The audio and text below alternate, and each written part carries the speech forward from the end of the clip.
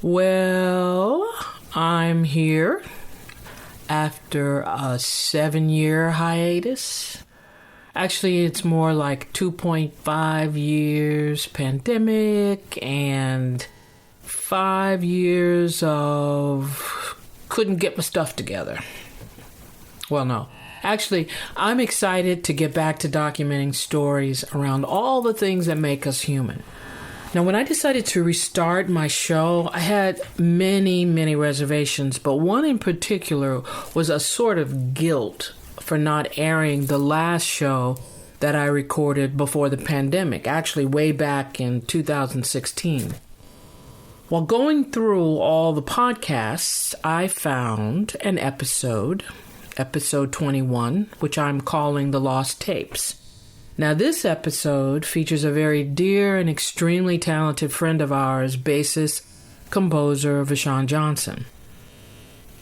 I believe there is always something mystical that permeates our lives, right? That there is such a thing as the right time.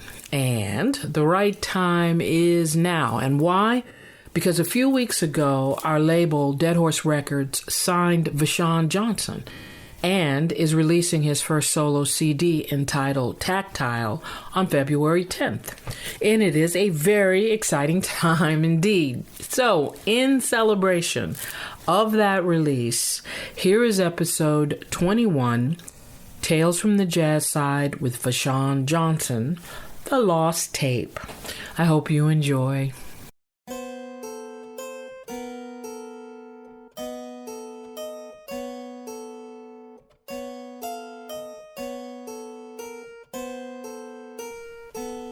Summoned through the dimension of sound, people explore the musical world which they believe to be true.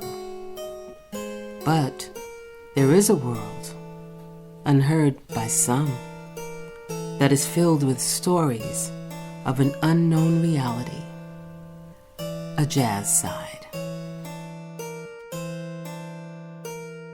Hi, my guest today on Tales from the Jazz Side is bassist-composer Vashon Johnson. Hello, Mr. Johnson. Thank Hello. you. How are you today? I'm pretty good. Thank you for doing the show. I really Thank you for appreciate having me. it. Yeah. It's been a while. We were chatting a little bit before the show, but Yes. it's nice to catch up with you. Yeah. It's good to see you, too. Thank you. Thank you. Absolutely. Likewise.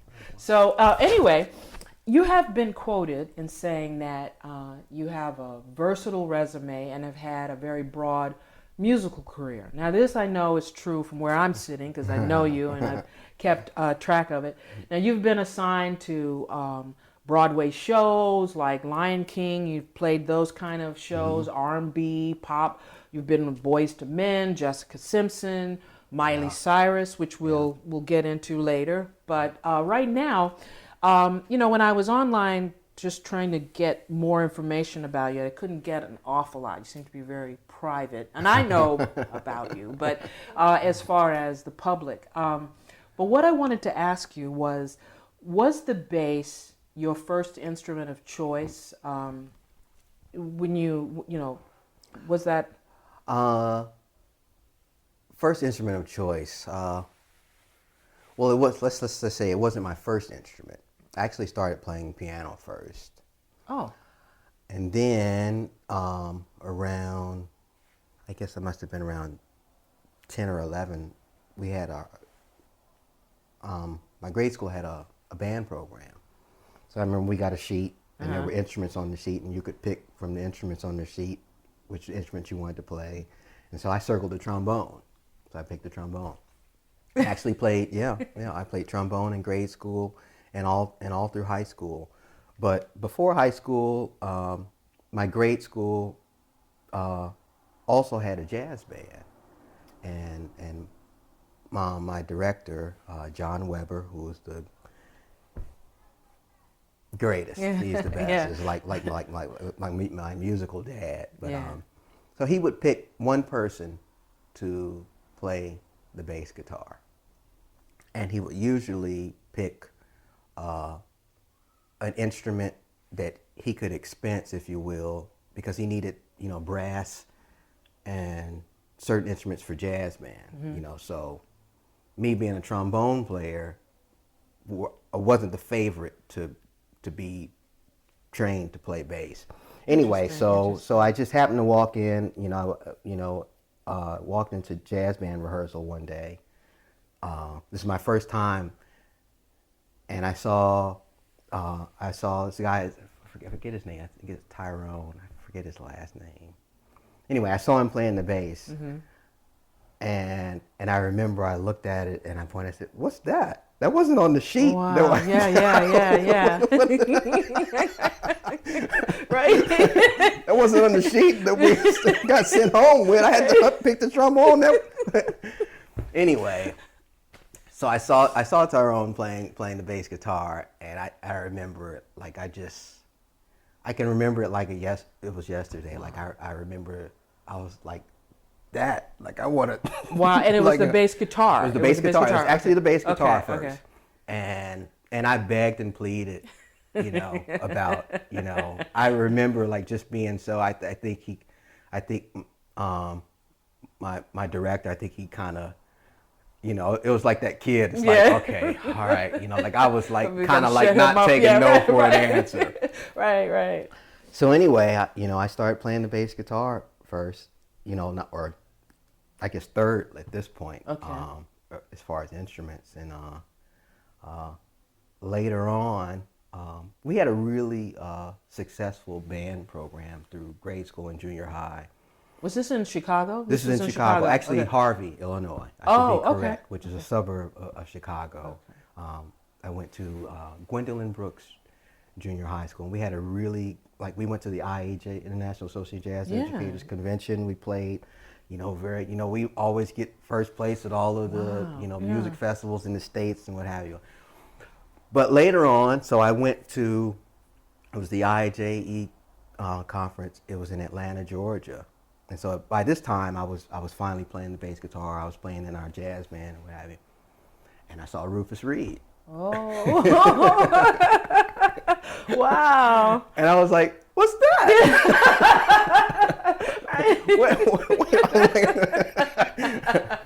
So that became my introduction to playing the upright bass. Okay. And fortunately, I always say that things don't just happen, they happen just. Our band director was a tuba player and bass player. Oh, okay. Yeah. So although we didn't have an orchestra, he happened to have an upright bass, which I still have to this day. No way, really? Yes way. Wow. Yes way. Wow. Yes way. Wow. So that's how I arrived, at the bass and different basses, and that's kind of my story. Like I remember it like it was yesterday. And I also remember, that feeling, of excitement or passion, and just being able to point at something and say, that's what I want to do. Or that's it. Wow. So that was, those are my introductions. Wow. To those now, instruments. So did you go to college in Illinois, or when did you come to New York? When did you? I went to school. At first, I got a scholarship. I actually went away to school from Chicago. I went to LSU, Louisiana State University in Baton Rouge. I studied with Bill Grimes, who's the director of jazz studies. I haven't spoken to him in a while, but he was there at the time. He met me around high school time and really tried to nurture and work with me as far as making me a better player. Yeah. And so got me some scholarship money to go down there and go to school. Okay. I later came back to Chicago and finished in Chicago. And after that, then I went to, there's so much in between there. But, right. I wound up in New York shortly thereafter, and Betty Carter was kind of my introduction to New York. Right, because that was a really, I'm sure, a very interesting experience. And that's amazing because it's a legendary vocalist, And I guess I wanted to ask you, when as a bassist playing with vocalists, do you enjoy? I mean, enjoy playing with vocal? Because when we get in later, we'll find out that. But that's. Oh yeah. Oh definitely. I've actually. I think as much as I was attracted to the bass and music or what have you, I enjoyed the role or the idea of playing bass, with singers or and that actually kind of wound up being like if I listened to a record or what have you, I would always kind of embrace my role in the band as far as being supporting, if you will. Right, so, whether it was with Betty or or any of the other vocalists and artists I wound up working with, I was comfortable. I enjoyed that was what I enjoyed doing. As far as being, a part of the supporting cast, if you will, that teamwork. Now, when you went out with Betty, was that kind of like the bigger scene of playing jazz for you, or had you worked in a larger arena before Betty in that same kind of caliber of? That was the biggest. That was I shouldn't say my introduction to jazz, but that was at that point. That was the biggest jazz artist that I worked with at that time. Yeah. So now, as I had mentioned before,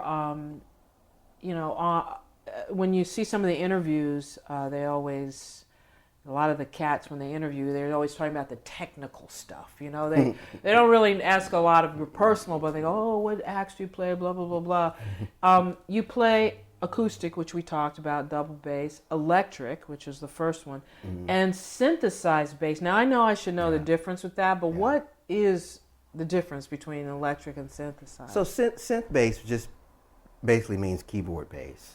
I'm playing like Moog patches, or I'll have a synthesizer and I'll play the bass parts from a keyboard. Right. Okay. So that's interesting. Yeah. And you did play the piano. So I already played piano. So that was wow. I already had that. Wow, that's like very 70s too. You know how the 70s had. Well, a lot of the newer music and more current music kind of calls for it. I mean, that's how it was written, and depending on the arrangement, I guess, or what's happening in any particular musical instance, it kind of calls for it.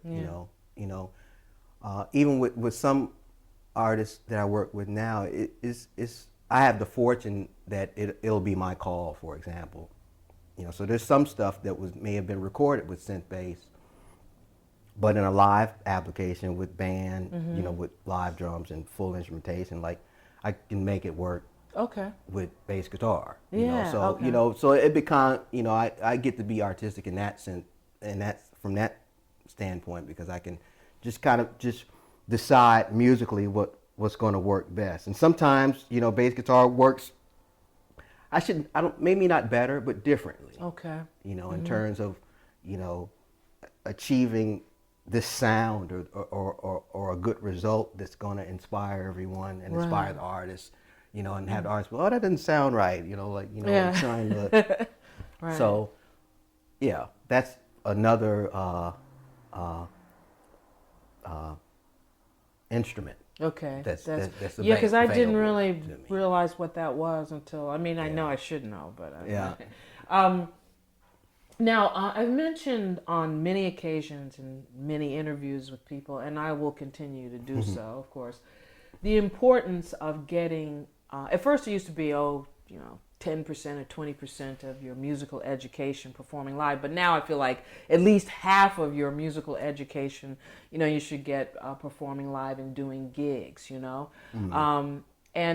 that's and so what I wanted to ask you is, do you feel that kind of holds true, where the real education that you receive, you can get the technical, but the real solid comes from, because you've played a lot of gigs. We've played some gigs together even, but I would have to say that's very important. Yeah. I think, or I think it's important if you want to pursue this professionally. Okay.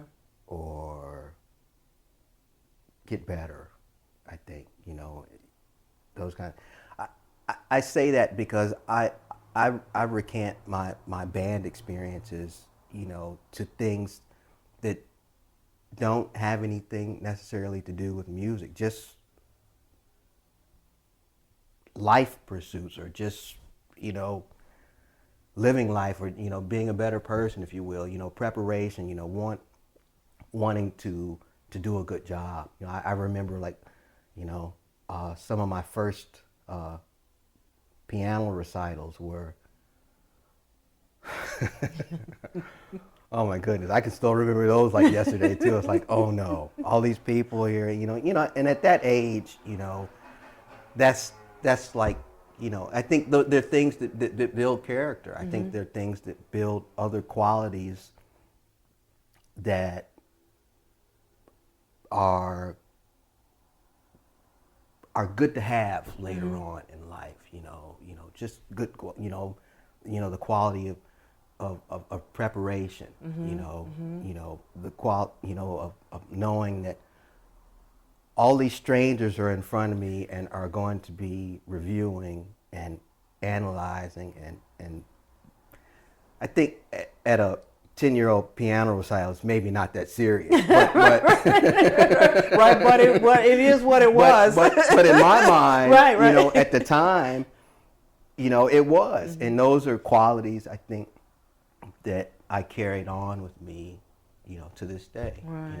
Wow, that's interesting. Yeah, because I never really thought about as cause I've been singing since I was 2, that a lot of those earlier ones, when you're really young, leave an impression that shape you, that really shape how you.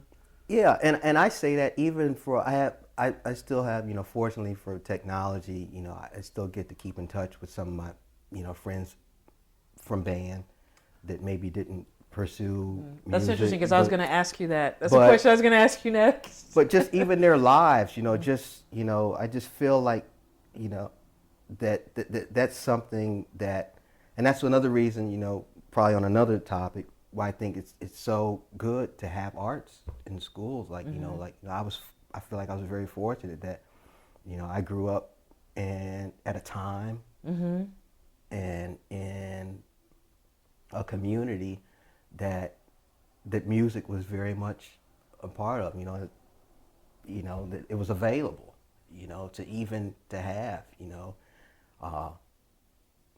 and I was fortunate, my parents brought me up. I was, they made sure, to keep us busy, swim class, baseball, band. What? I don't know. Do you have any brothers and sisters? I have a younger brother. Yes. Yes, I've known you all this time, and I never knew that. Yes. Wow. Yes, I didn't know that. Does he play? He was in band. He played saxophone in band. Okay. Yes. Wow. That's so weird that I could know you that long and not know that about you. Wow. Yeah. So they made sure you guys had a very enriched life with all, presenting you with a lot of different opportunities to expand and grow. Yeah. Which is very valuable, because I don't think today I don't know if it's because kids are being distracted by, media or these like electronic things, but that it sounds like you guys had more hands-on experiences. Sure. Than just a virtual, like in the today we have a virtual. That's an interesting point too, because I think, as we were speaking about earlier, just even the age of technology that we're in, and just even the immediacy of everything's here in your hand, whether it be, YouTube or video games, or, where to be, what's cool, what's not. I feel like I'm aware of that, and have to engage in that now. But I almost feel like I also remember a time where you were more prone to kind of develop your own individuality, if you will, just based on the fact that you were doing so many things hands-on with your own vision or own inspiration, if you will, based on, not based on, but as opposed to what someone else was telling you. Yeah. So you get to use your own imagination. You get to use your own way of viewing things as opposed to someone telling you this is how you should view Sure. it. Giving you the exact details of it. It's like reading a book. Yeah. When you read a book, your whole mind. I've read books where I get to see it. They make a movie out of it, and I go, right, because you've already, sure, yeah, right. Yeah. So that's really, really great. Now, we were talking a little bit earlier about with your history of playing jazz and then working with people like Betty Carter and deciding which instrument you really wanted to play. I remember reading an interview, or actually a section of an interview, where you were talking about the importance of mentorship and musicianship. Can you elaborate a little bit more on that? Mentorship versus musicianship. Well, no, the two combined. I think you were talking about that, like maybe the industry is not as musically inclined in terms of focusing. I think we were talking about that earlier. Either do I want to be a singer or do I want to be a musician? And if so, where do I want to learn this? Do I want to learn it just from a YouTube video, or do I want to, engage in a relationship with someone who has this history? Sure. You know. It's an interesting question as far as where to dive in on that. I would say, I'll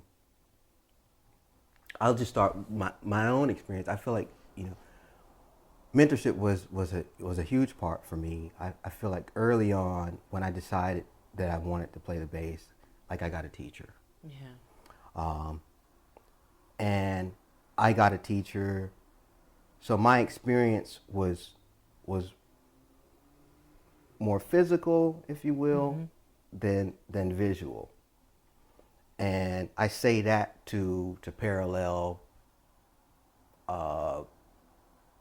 the example of having the interface of having a teacher where you maybe spend an hour or whatever with, engaging with about the instrument versus watching a YouTube clip of someone do something and watch them do it and just perfectly emulate the way they do it.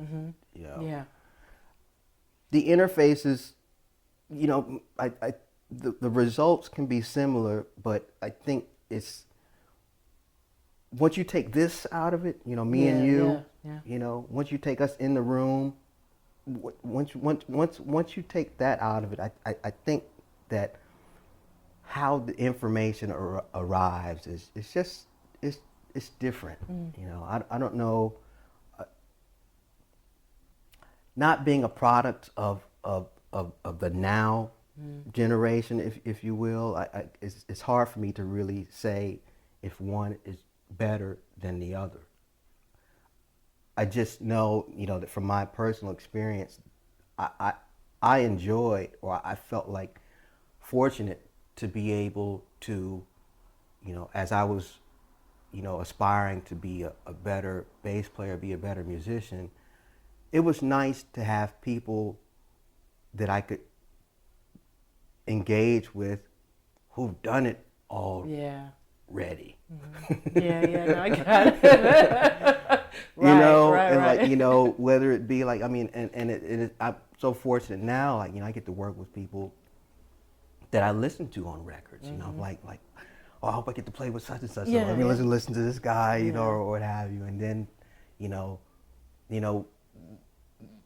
when the moment arrives, it just seems it's organic, the word looking for, and I think that in this age of technology and immediacy, you know, if you will. You know, everything's now. Yeah. Now. Exactly. Now. It's like if you plant a seed and you want it already to flower and then seed again so it can be flowering again. Before realizing that, okay, you nurture it, you water it, Sure. you have to Sure, make sure it has all the things it needs, you know, sunlight or whatever. Everything's. I was talking to somebody about instant. Everything's instant. You go through a drive-through, and you get burgers and fries right then and there. You don't have to wait for somebody to cook it. And that. Right. And I think that, I don't, for better, for worse, or what have you, that is kind of or flowed over into other aspects of life, if you will. Mm-hmm. I think music is also one of them, where it's been affected by that now mentality. Right. No one wants to learn how to do it if it takes time. Yeah. And I think that's a perspective that you and I can see, because we saw how the immediate, the now generation, if you will, kind of arrived. We saw what was happening before, or we worked and managed, and were, functioning before that. So like now you see, like, that's here. Right. How it's manifest. And and you have really paid some serious dues. I've known you for a while, but people have no idea. They see you in the now, with the now, and they think the immediacy of that. But they don't realize all the gigs you've played and all the people you've had to deal with, and just in perfecting. You're a great bass player too. Thank you. A great, sensitive, a bass player that really, when you mention the word organic, is true. You're very organic, great ear for, you really are a listener when you're playing. Yeah. And that's Those nice. are things that I try, and listening, that's a good word to mention. I think, that we haven't mentioned since we've been talking. But, and going back to your question earlier about musicianship and mentorship, listening is definitely a huge key of musicianship. Yeah. And mentorship obviously as well, because you want to. But the actual application of being a musician and musicianship relies so much on listening. And listening is something that I feel like another personal journey for me as well. It's like really getting into listening. Just from listening. I have a great story. I don't try to have too many stories, but it was actually a Betty Carter. This is what story. this is about. It's a story. The show is about stories. So. But I don't want to get away from your question. No. Just be free. But it was we were on stage. I was playing with Betty Carter, and I think we may have been playing a blues or something or what have you, and I was playing, and she stopped and she said, that note right there is wrong. Now, now at the time, this is my reaction was, I knew the exact note that I played. Mm-hmm. It was like an A on an F chord, and I'm like, this note? Right. So my initial reaction was, what do you like? I don't know if you're familiar with the Betty Carter School. Yeah, well, Travis. Of course you Travis. Are. Yes, okay, of course you are. Forget what I'm talking about. So it's like, that note right there, that note is wrong. And I immediately, I went to the defensive. I was like, what are you talking about? Mm-hmm. No way this note is wrong. I know the note that I played. It's in the chord. There's no way that it's wrong. And I don't know how much further down the line. It may have been months down the line, or I realized that the note may have been correct, but it wasn't right for what was going on at the time. Yeah. Because I wasn't listening. Ah, interesting. And as a result, it's wrong. Yeah. Wow, that's a great story. You know, and it didn't dawn on me till like, you know, I was so caught up in the technical, if you will. I'm like, you know, I played an A over an F chord. What are you talking about? Yeah. But I know in hindsight, like I didn't know I didn't know what she was singing. I didn't know what she was doing at that time because I wasn't listening. Yeah. You know, so I couldn't even. You know, I wasn't even aware or conscious at that moment that I wasn't listening. Yeah. You know, to even to process why she would say that note is wrong. You know? Mm-hmm. So that kind of listening. Yeah. You know, where it's not just, you know, you're not just listening from, you know, a technical standpoint, but you're also listening from a soul, you know, kind of standpoint, from an emotional standpoint, you know, from a artistic standpoint, you know, maybe what she's singing right here, maybe the note that I chose, you know, or what was going on, just really was wrong. You know, and I know this may seem kind of, I hope this my explanation is coming across. You know, very well. You know. Yeah, I think it's very clear. You know. Yeah. So listening is definitely, and that's also a voyage, you know, that I've tried to take with me and apply to, you know, every artist that I work with, you know, or every musical situation. We talk about musicianship. You know, what's going on right here? You know, is there something that I can do, you know, to make this be right, if you will. Right. You know, and maybe that means, you know, that the technical thing isn't the right thing to do here. You know, maybe the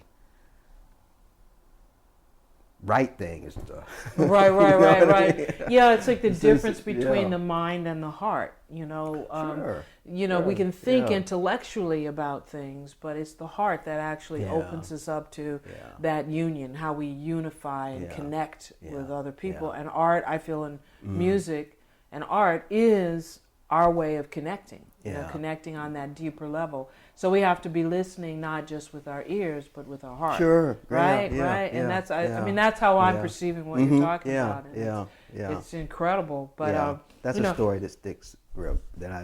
That's a great story, man. You know, because you know a lot of times you don't. That's a kind of story that, you know, it starts at one point and then years later it the revelation occurs and you're thinking, oh, now I know. Also for me, you know, personally, just being mindful or conscious of, you know, pride, you know, in that instance, you know, like I was so, you know, like you can't tell me, like I played this note is in the chord, like, you know, where, you know, that like almost clouds you from the lesson, you know. And working with her was definitely about lessons. Yeah, definitely. I heard. Definitely. I mean, maybe definitely. We do another show at some point where I get all of you cats together in one room. we can discuss the Carter School. Yeah. Now, what I had interviewed a gentleman a couple of weeks back. A drummer named Lionel Cordew, and lately I've been thinking a lot about that moment when you know, we talk about big breaks, you know, and like at what point when we're as musicians where we go, you know, this is it, man, I'm on my way, you know, like the big break, and I'm mentioning this because you think of this gig that you have with Miley Cyrus, you know, which is just like, I mean. We can think of playing Blue Notes, right? You know, there's a little room there, everybody's sitting on top of each other. And then you start thinking about mega arenas that are, you know, 60, 70,000 people.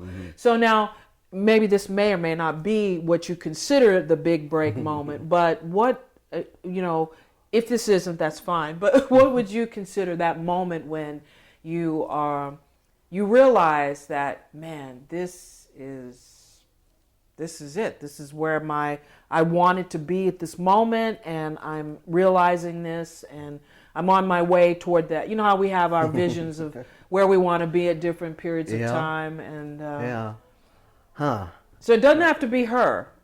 She might be offended, but you don't think it is. But I'm just saying.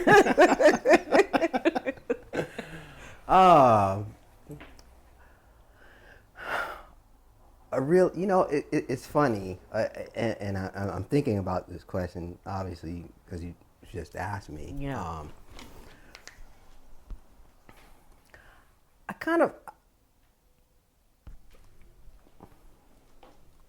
I've spent so much of my life, with this passion, or with this direction, if you will, that I don't know if there's been a moment where I've stopped and said, like, this is it, I've made it, and maybe that's because I'm not done yet. Okay. Right.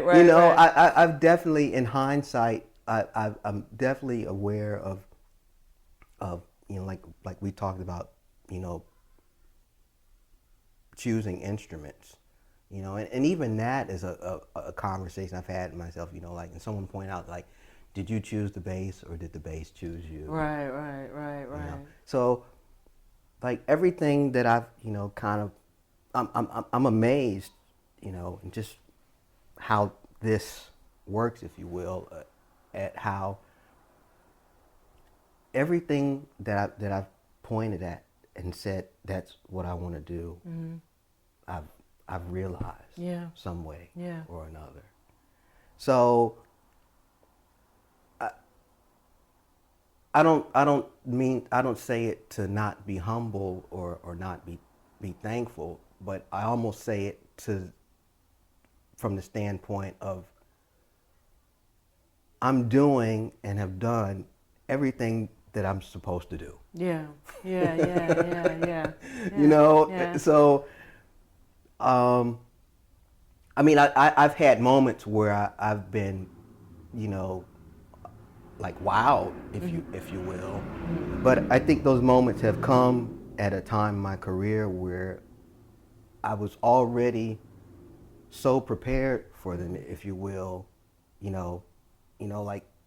like I'd already done my recital and I've already dealt with the fear part of, playing in front of, people that I didn't know or oh no, I'd done that, since I was a little kid, so granted there are more people now, and I'm still, I think back on some of, the numbers and wow, I did this, or wow, I did that. But I can't say at any moment that I was ever,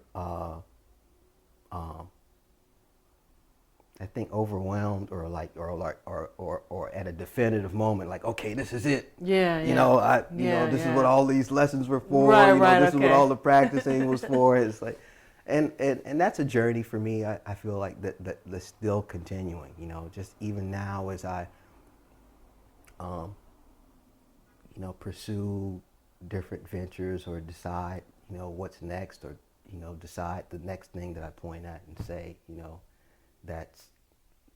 that's what I want to do. So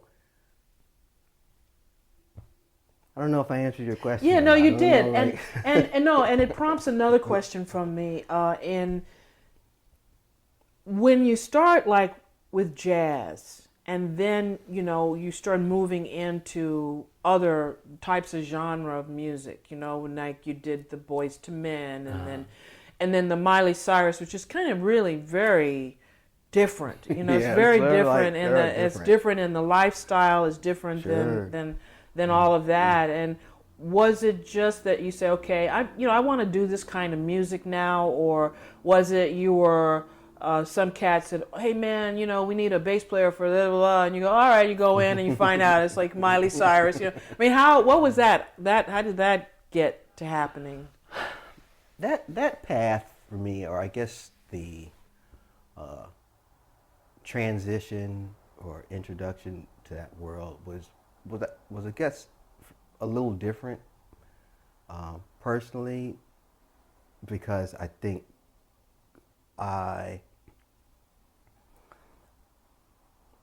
I was venturing into, on the outside of a world or an environment of things that maybe had to deal with more than just music, for if you will. Understanding that sometimes people listen with their eyes. Mm-hmm. Sure that do. makes. Yep. And also understanding that I felt like I wanted to, and I think with everything that I've done, I've wanted to draw from my experiences to make whatever the experience that I was dealing with now work for that experience. Mm-hmm. And I think for me, sometimes that means like almost kind of having like a split personality, Mm-hmm. if you will, of like what to draw from, what to choose, what note to pick here, what's going to work, what's going to work, yeah. And having, like the experiences, those different experiences, to be able to achieve the best result for what's happening right then. Mm-hmm. And I think that's something that's fortunately is always running in the background. It's always running in the background for me to use or not to use. I think that's also something to be conscious of too, is to I'm mindful, even from a respecting the music standpoint, that just because you know how to do something or just because you have certain information doesn't mean that you should always use it. Like sometimes it's just there to have, like I like to consider it like a kind of headroom, if you will. It's just like, just because you have a Ferrari doesn't mean you get out on the expressway and you gun it. Right. You just say, let me give it everything. Right. It's everything I know. It goes 300 miles an hour, so I'm going to go 300 miles an hour. But yeah, it's that's an interesting parallel, because I think it stems from a respect standpoint too, because they're different, but it's still music. Mm-hmm. It's still music, yeah. So playing bass is my vehicle, if you will, but music is still the highway. Right, exactly. I'm still like, and it has all these different roads and paths that you can take. You can go off-road, like you were saying, you're kind of going on the outside, so you can go off-road. Yeah. And you can find that your experience, the musical knowledge you have and experience is sufficient to help you on that, but it also can guide you. Yeah. You know, because you do have the ability to, like Transformers, to transform the Ferrari into a off the road vehicle or whatever. You know, you can utilize all that's in there. That's just really incredible. I like that perspective that you have on why we play music in the first. You know, what is it that we're doing? Is it that I'm playing the bass, or in my case, am I singing, or is it this musical experience? Is it about music? You know, and that's really. I don't think everybody actually approaches things sometimes that way. It can be always just about the instrument. You know, the technical part of the instrument. I can play this, I use these strings, I use this microphone, I use this sound system.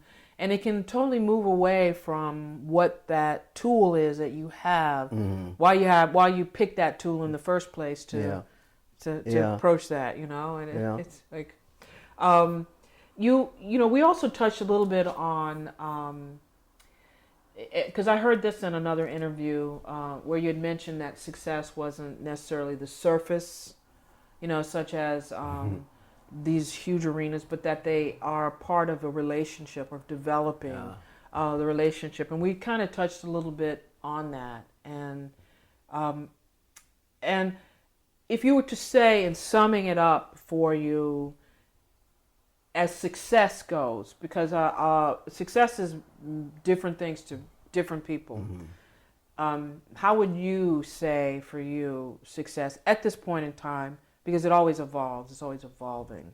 Our understanding of success as we change. You know, you know, some people, they don't. I mean, some people, it's like, my success is to have a big house, blah blah blah blah blah blah, and that's it. But it seems to me from our conversation that it's not more than that surface. You've never appeared to me, as long as I've known you, Vashon, to be a surface person.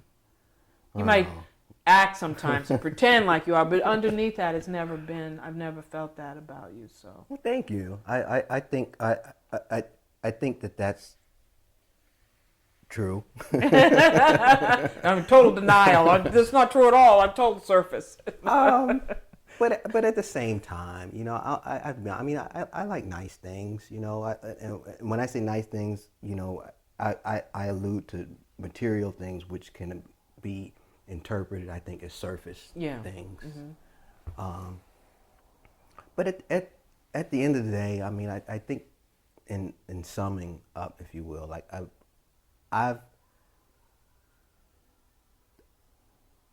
I've been able to do exactly what I said I wanted to do.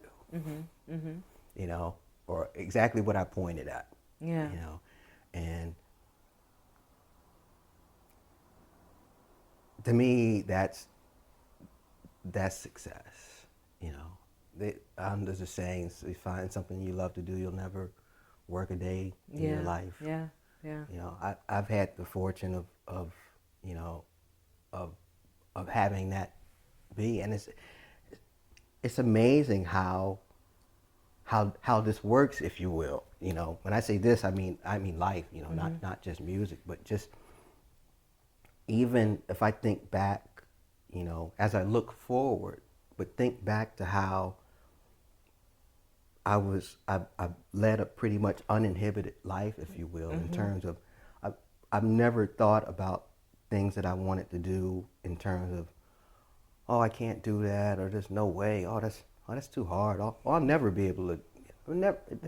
Those kind of things never crossed my mind, and I think because they never crossed my mind, they manifested themselves, you know. And to the contrary, I can think about things, and I think we all have. I think the mind is one of our worst enemies, and we've all, me included, have thought about something, and before you pick up the phone, before you take a step, before you do anything to realize that, the mind, oh man, there's no way, that's too far, too high, too whatever it is, and next thing you know, months have gone by, years, and you're thinking about it. Like I have plenty of that going on right now, but music-wise, I never had that.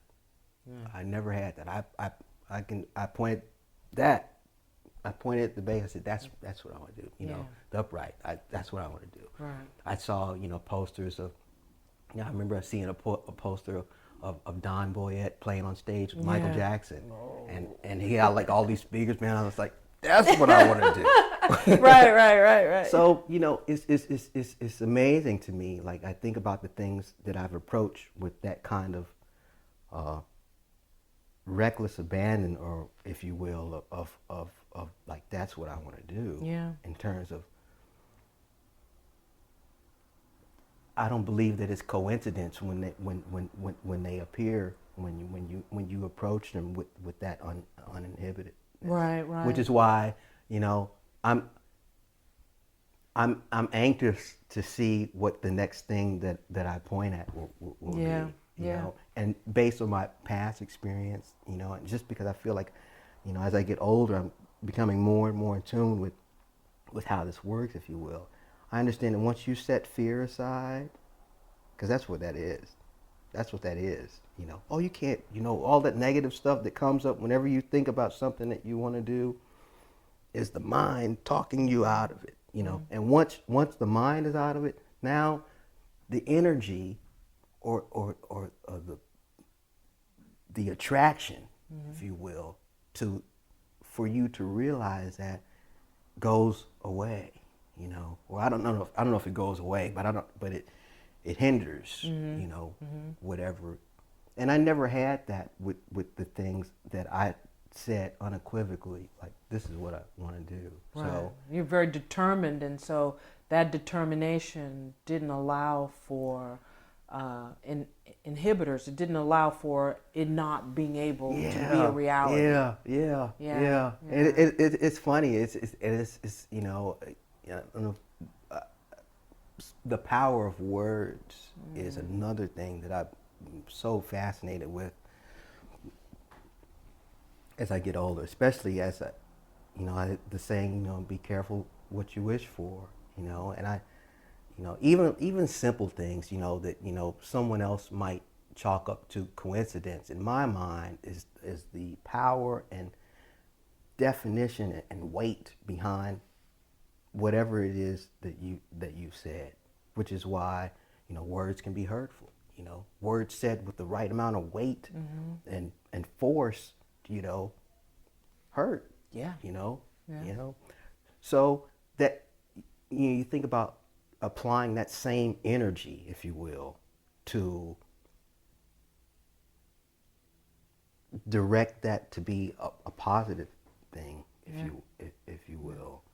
I remember the other day, since I've been back in New York, it was so hot in the summer. Yes, and we're in fall. So. And I was riding the subway, like I'm not such a fan of being around crowds of people, if you will. But I remember I was riding, and I said it with such conviction. I was just having one of those days. Like, I want my own subway car.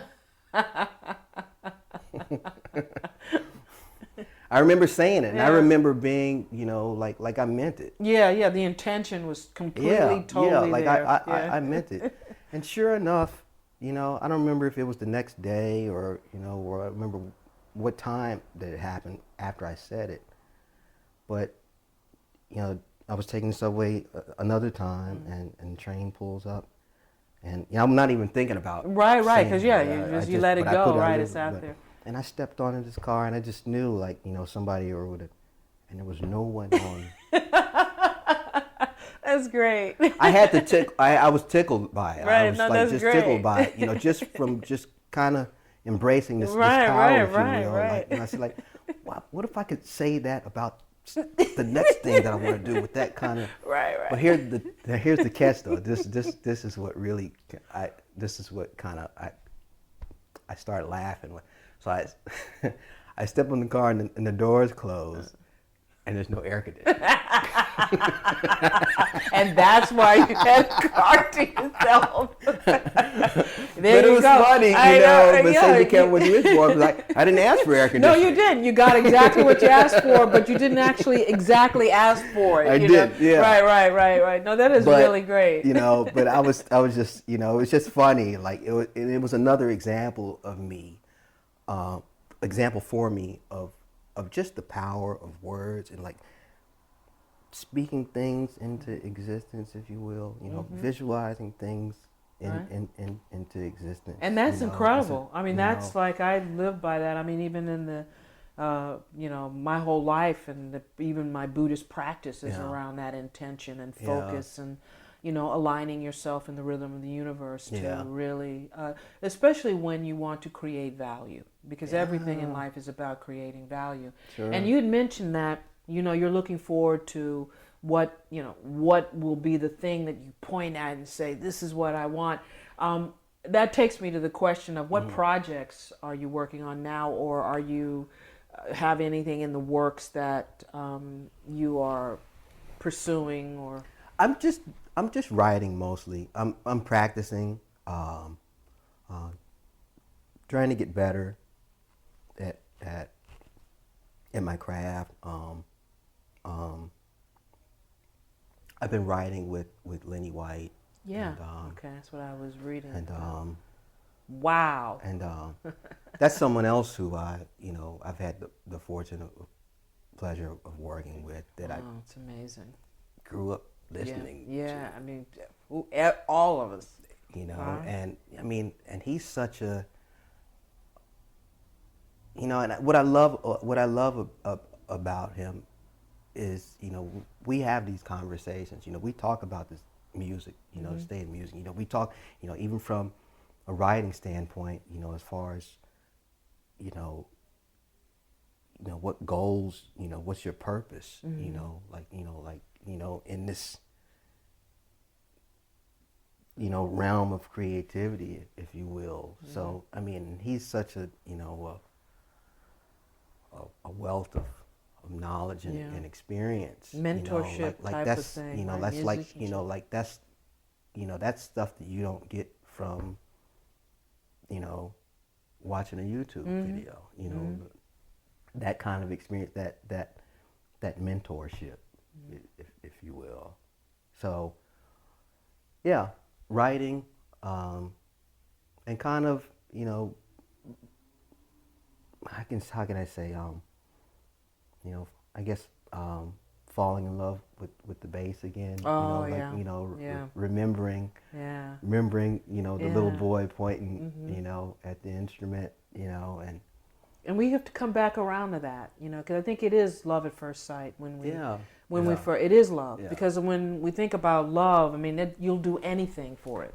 You think about it day and night. You can't wait to, if somebody you love, a person per se, you think of, oh, where are they? You drive by their house, you call them, you want to be around them all the time. You can't wait to see them. It's that it is a real love affair. And sometimes we take it for granted, because we're used to it and it's always there. It always provides for us. But then when we can reestablish that, oh man, that curiosity of and it's also an interesting time for me too, because I don't say this to say that I've done everything, but I've done everything that I've pointed at. Right. So now you have to find new things to point at, right?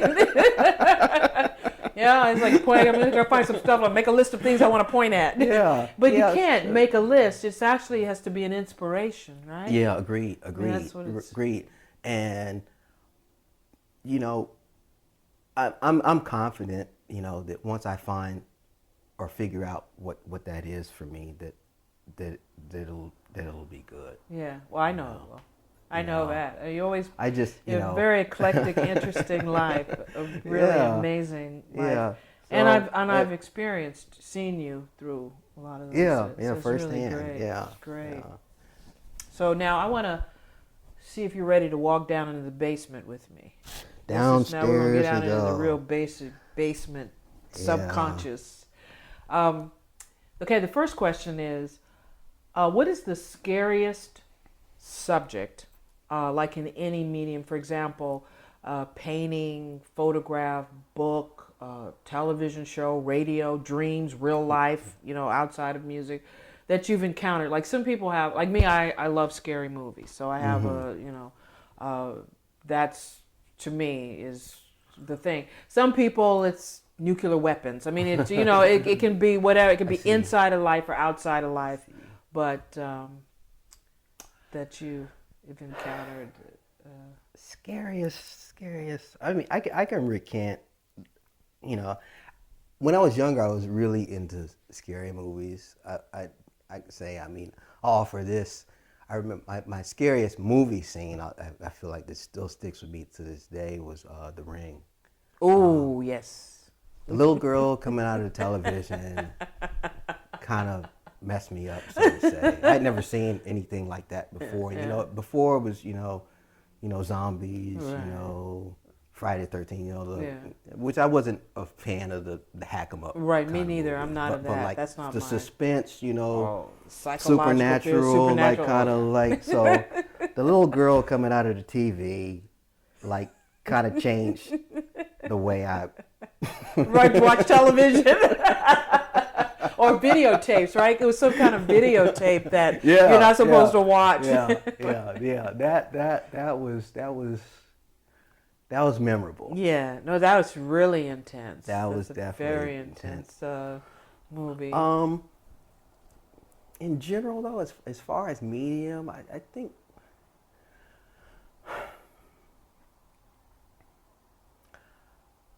I'll have to say this. I don't really think about fear too much. I don't really think about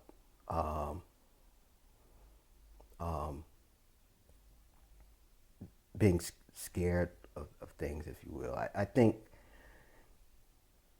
I'm conscious of things. I think especially in today's political climate and the things that are going on, I'm definitely conscious of, being a black man. I mean, I'm definitely conscious of what's going on. I don't think of them so much in terms of fear, but I guess in the direction of that question, if there were any fear or things that I feel like I think about, are probably more on a, I guess, spiritual level, if you will. Okay. In terms of the things that you don't know that are actually known, if you will. I say like unknown, known, if you will. And that's so random or arbitrary. Like I believe that there are things that we don't know that are for our own good, if you will. Just you mean from a spiritual perspective, or physics, or scientific, or yeah, I think all of that. I think I think our technology is case in point of that. In terms of just even that interface to the world, if you will. I mean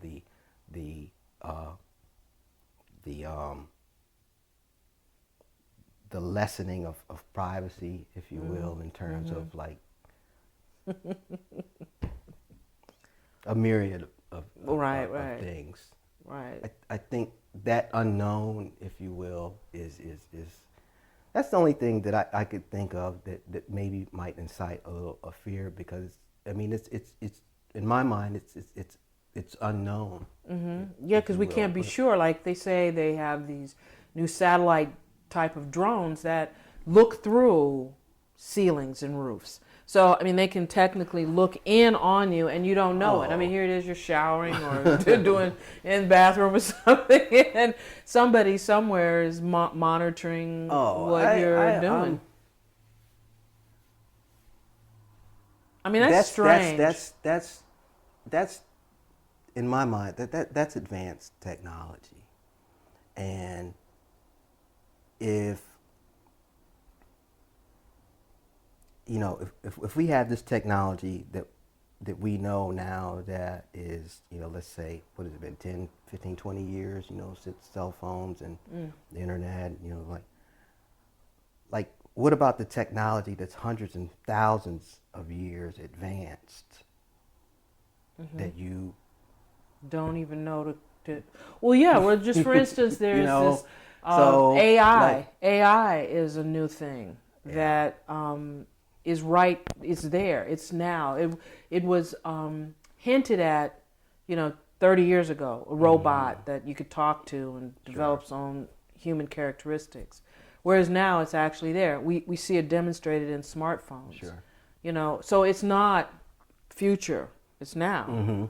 You know, and what does that mean in terms of our how valuable are we as human beings if there are? There's a really good movie on Westworld on HBO.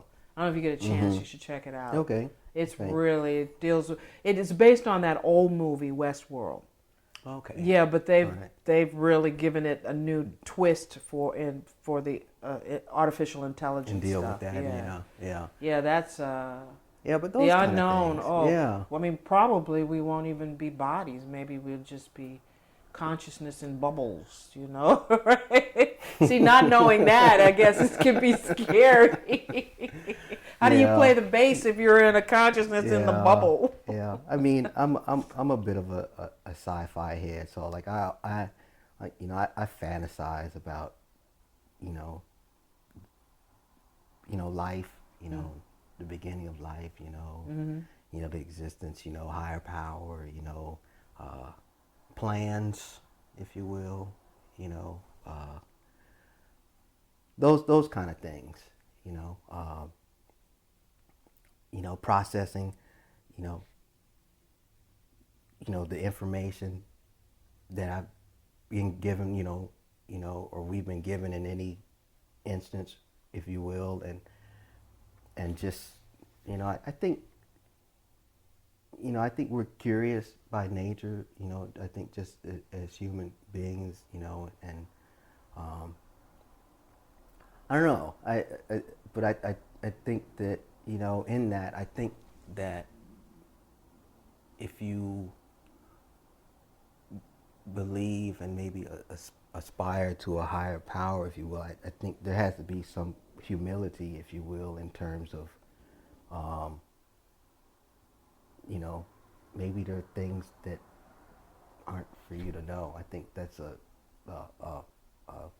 humility thing. I think, and I don't know, with the things that are going on in the world, I think there are things I'd just rather not know about. Right. I mean, that's, yeah. So, and that could be a whole nother conversation. Yeah. But, and we're at that time, too. Interestingly, this interview is occurring right at election time, where it's a whole different, the world. I mean, we always say the world's so vastly different, but is it really? And maybe the technology has allowed us to connect more and see more. Sure. But really, and connect more and see more immediately. Oh yeah, and then we go back to that immediate. Yeah. So now with the technology, so now something that may have happened like 50 years ago may have taken weeks or months, through newspaper circulation for Pony somebody, Express in my day. No, I'm just kidding. But like now, events happen and they're immediately right here. As they are happening a lot of times with the streaming. Sure. So I believe that, that can definitely affect perspective, if you will. I feel like, in contrast, I didn't have these feelings so much when I was a kid, before cell phones and before technology. Like my world was like, man, I got my bass in the room, I'm gonna go practice, like it's great, go to school, play, like, the thought of, being killed, while I was driving, or like being pulled, pulled over, shot by police. Yeah. That doesn't mean that it wasn't happening, though. Right. It's just that you weren't aware of it because you were isolated within this world that wasn't impinged upon by constant media updates. Sure. You know. And that's another thing, you know, on that note, that's why I purposefully try and stay disengaged from the media and television, because in my mind they kind of perpetuate fear, you know, to a certain extent. It really does. It stirs it up, it feeds it, you know, it recirculates, regurgitates it. It's just something I just, you know, just from a point of, I'd rather not be part of that. Like, if I could find a way, I already have to be part of it. Because the nature of the world we live in. You're in the world. You were in the world. You know, or for working or livelihood. I mean, you're forced to take part of it. But it's like, if I can, you know, unplug, if you will, you know, and even with my phone, like, you know, like, and I'm sure I have friends or like anybody listening, like, well, I'm guilty of going off the radar, if you will. Oh, like, you know, I can attest to that one, man. You know what I mean? Trying to get you for this interview was like, where did he go? What planet did he go to?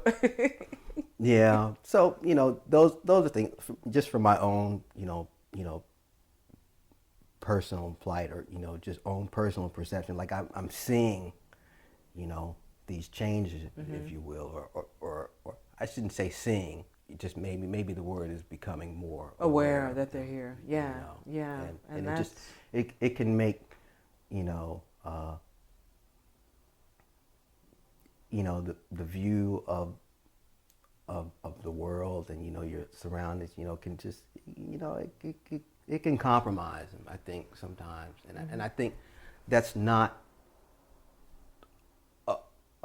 a recipe or part of the kind of energy that I would like to continue to, you know, exert, if you will. Like, it's like that fear and like that, you know, negativity and just like, that's never, you know, had a place in my, you know, my pointing. Yeah, you know, I got it. I've never been like discouraged, you know, had that, you know, to had that as a deterrent. Right, you know? or looming over you as you move toward your.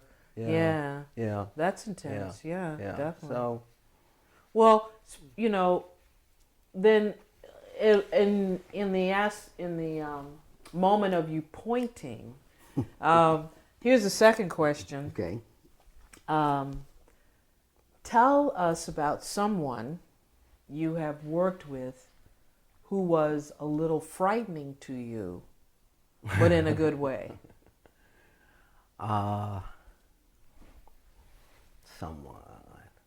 You know, we keep, you know, I have to say it, you know, but I think it's true. At least this is the first name that comes to my mind. I have to go back to Betty. Yeah. Again, and I can only say that I know that was frightening in a good way because of the result it achieved. But at the time, it was just frightening from the standpoint of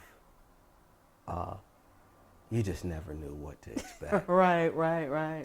You know, it wasn't, you know, like some of the other artists that I played with, you know, like we'll rehearse for a show, you know, maybe for weeks or days time, you know, you go in, you're gonna do the show, or like even for like my, you know, recitals that I did as a kid, like I'm gonna work on this song, you know, like I got it, I've done it a kabillion times, I'm ready.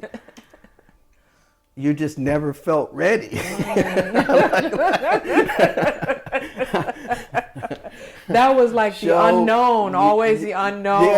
Yeah. There was, you know, just like, I'm like, oh, is it gonna be a ballad? I'm like, do I know this song? Yeah. Like, is this gonna, wow. Am I gonna be, you know, am I gonna not be listening again because I'm distracted by something else and play another wrong note? Like, I'm just, right. You know, it was that kind of just, it was always. You know, it's like walking through a landmine. Sure. You know, you have to be careful. It's just like, you know, one of them, there goes my leg. You know what I mean? It's just really. But in hindsight, I appreciate, the journey, and I feel like I know what she was trying to do in terms of that forward motion, in terms of never becoming complacent or just comfortable with like, okay, all right, I know this. You know, yeah. She was always, to the sky. Like what else? What else? What else? What else? What else? Right. What can you discover now? Yeah, Always discovering something new. Or like even if it's the same song, that that we're playing, it's like, how can we, take this someplace else, or make it be, she was always, she was always pushing the envelope, if you will, and taking us. Taking you to the areas of fear, but in a good way. All right, well, here's the last one. Last question is, what is the scariest thing that has ever happened to you while performing live? Some people have more than one, and feel free to share on any of them. Scariest thing live.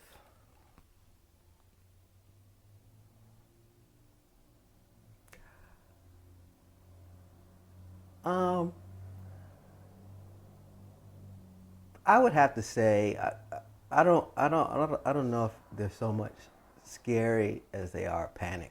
Yeah, well, to me, panic is scary, man. I mean, I'm sorry, but it's the same. Yeah. So panic. The panic. I know I've done shows, and these these are more technical experiences, where like maybe we're doing a TV show, and right before the count off, there's been like just technical errors that I've been a part of technical errors that, fortunately the guys I was with were so, professional, if you will, that we were able to hold it together. Right. Like what was one incident where it could have been disastrous, but it, I remember doing a show. I believe it was a show with Miley, and we're on monitors, so we get a count in. Yeah. And something happened with the count in had failed or whatever. So like for, I don't know, 2 or 3 beats or whatever, like it was just space, and it was like it was fear. Right. Oh no, what's about to happen now? But again, I think that it was an example of preparation, kind of defeating, technical difficulties, because we were so prepared, or I would say even more than that, I think we knew each other, know each other so well that we're able to kind of compensate for that and still present a perfect show, if you will, or like nobody would know. If you weren't on stage, or like, right. And like, so, but after, it's so funny, like after the performance, everybody's always in the back, they're like, oh man, I'm so glad that you I'm so glad that you came here when you did. It's like, I don't know what we would have done. You're like, right. Those are like, like the train is like kind of almost off the track. But it's back on, quite, right. Not quite. And, and those are, I say that, for, my band experience. And those are experiences I think, as, groups of people, like, like our trio with Betty, I think we kind of, work together, which is, I think, another musicianship quality, as far as, okay, how can I address this so to save everybody, if you will. And then sometimes they're like, for that example, it was like a last second, split second kind of. Yeah. I mean, because there have know. been people who have shared where, they had a stomach virus and they had to, they were on and they had to play a live performance, and the next thing you know, they couldn't, they were not, I once had hiccups during, right when my solo part came, and, as a singer, you can't have hiccups. You can't control it, and that's, you don't know, it's like, oh, what am I going to do? What am I, and all that you could think goes through your head is like, all these thoughts of what do I do, and it's... That's funny. That brings about another example. I remember we were in Sao Paulo. I was in Sao Paulo, Mali, and I'd gotten really sick, and I'm not laughing at it. But and just diminishingly sick, like in terms of like if I didn't get this medication, like I was gonna have to go home. Like I knew this, but I don't know everyone around me necessarily knew the severity of what was going on with me personally.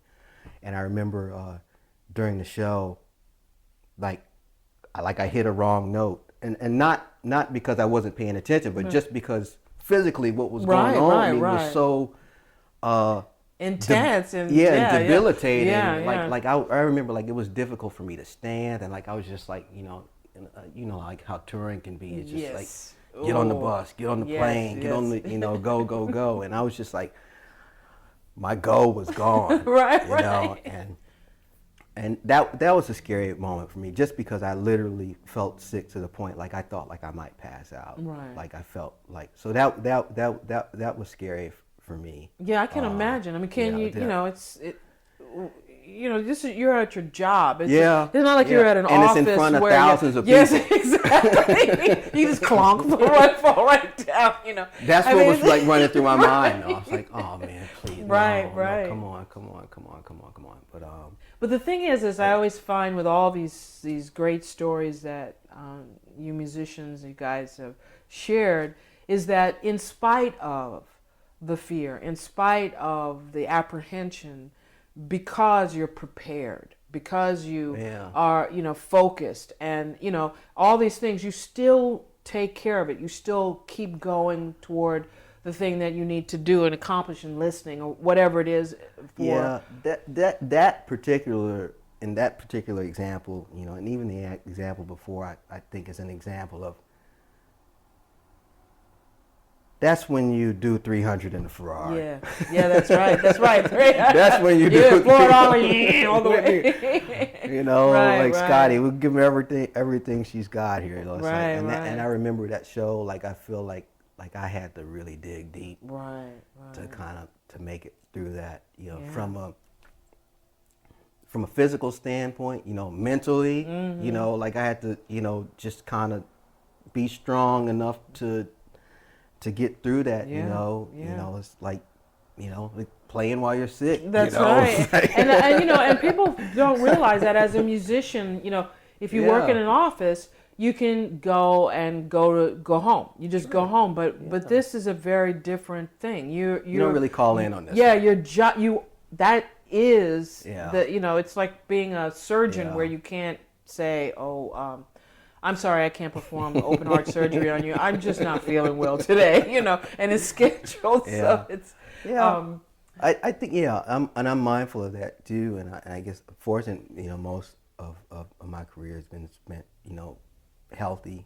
Yeah. And I'm also conscious of that, even on my downtime, as far as, I understand that, like touring and like busy seasons, if you will, can be rigorous, if you will, and I think almost like an athlete, like people are depending on you, if you will, and it's not the kind of thing you really phone in. No. In fact, that became that was that analogy became that became one of the analogies on the last tour, or like some of the tours that I've done. It's like, you're gonna phone it in tonight. It's like really. That basically means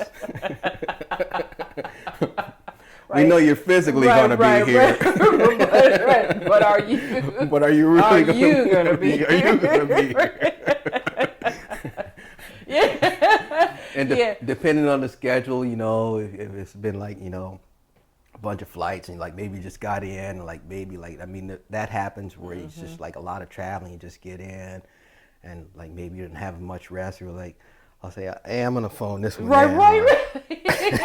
Because really, you know, if you just put your whole, I know, breakfast 2 days from now, because you know, you know, it's you can't always be so, you know, your whole heart is into it, like James Brown, please every night. I mean, sometimes you have to preserve your energy and take those moments which allow you to really support something, and other times you just gotta like or I'd say even one better than that, or just or have your phoning in kind of be cool. Yeah. You got that phone in.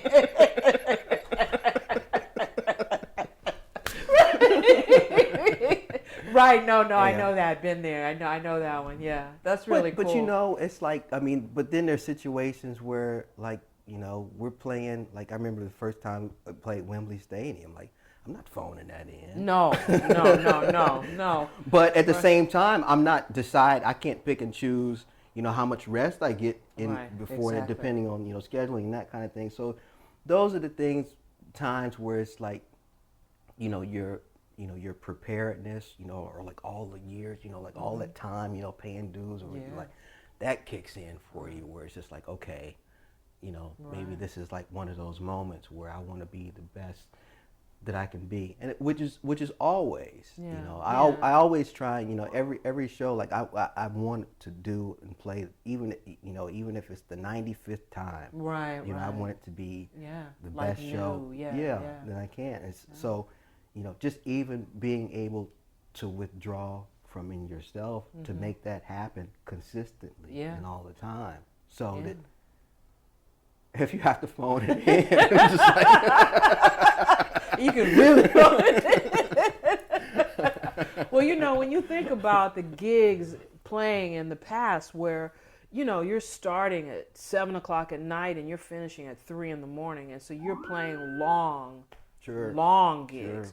And then you get out on touring and, you know, the show's 90 minutes, you know. So it's like night and day from the relentless, I know with you and playing with Betty Carter at some of those nights where, you know, it was the last set was all ballads. and you know, she did those ballads like really slow and you know, and it's you know, it goes on and on. Sometimes those present or those can be more challenging than the up-tempo stuff. Oh, absolutely. Oh, yeah, absolutely.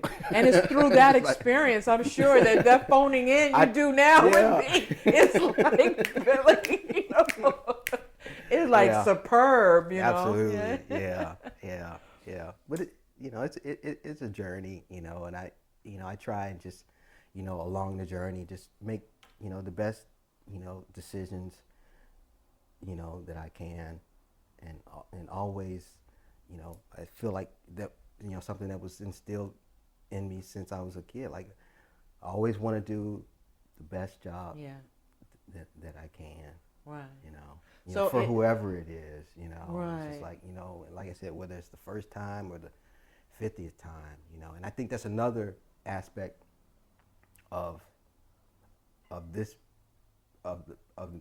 being a musician. I think at this level too is repetition. That's something I hadn't really thought about so much, you know, growing up and playing jazz and kind of music that kind of changed a lot, or you know, or when I was, you know, involved in different musical situations, if you will. It's like, you know, I found out later on, you know, like for example, doing a show, you know, like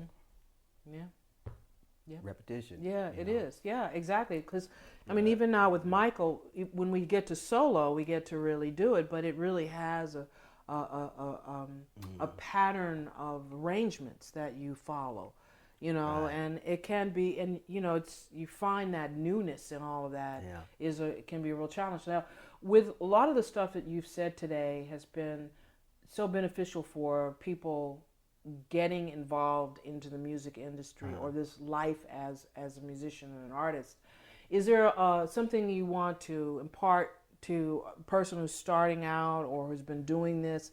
You know, just a little piece of advice that you could share with someone about this, you know, pursuing this, because being an artist is very interesting. Yeah. Let's see. I would think